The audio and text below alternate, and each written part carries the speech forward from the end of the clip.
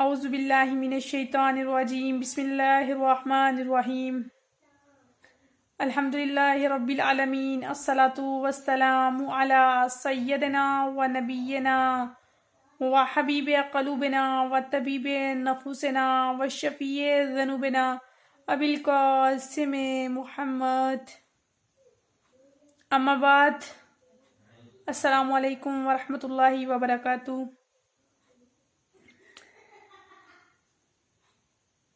سامعین محترم، میرا جو آج کا موضوع ہے وہ ہے دعا، اور سب تعریفیں اس خدا کے لیے ہیں کہ جس نے قرآن جیسی کتاب کو قلب مصطفیٰ پہ نازل کیا۔ اس کتاب میں خداوند متعال ارشاد فرما رہا ہے سورہ غافر آیت نمبر 60 میں، ادعونی استجب لکم، مجھ سے دعا مانگو میں تمہاری دعاؤں کو قبول کروں گا، پورا کروں گا۔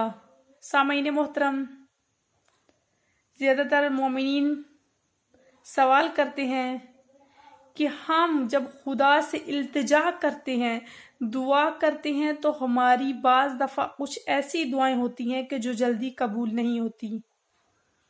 تو سامعین محترم، کچھ دعائیں ایسی ہوتی ہیں کہ جن کے قبول ہونے کی وجہ یہ ہوتی ہے کہ خدا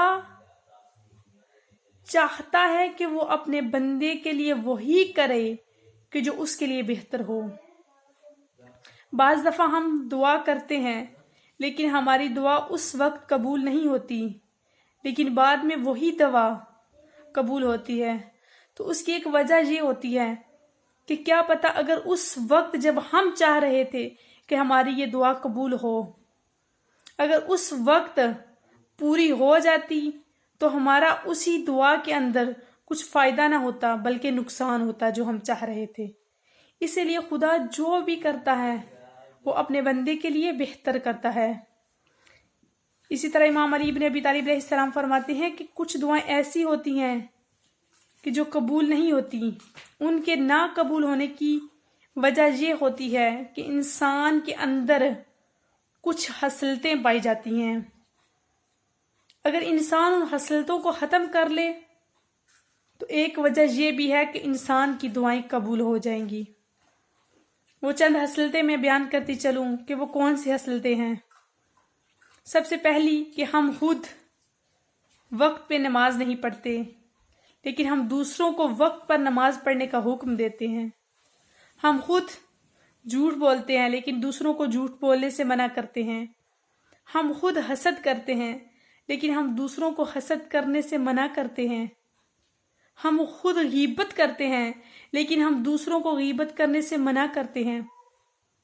اسی طرح ہم دوسروں کے اندر عیب کو تلاش کرتے ہیں لیکن ہم خود اپنے اندر جو عیب پائے جاتے ہیں ان کی طرف توجہ نہیں کرتے۔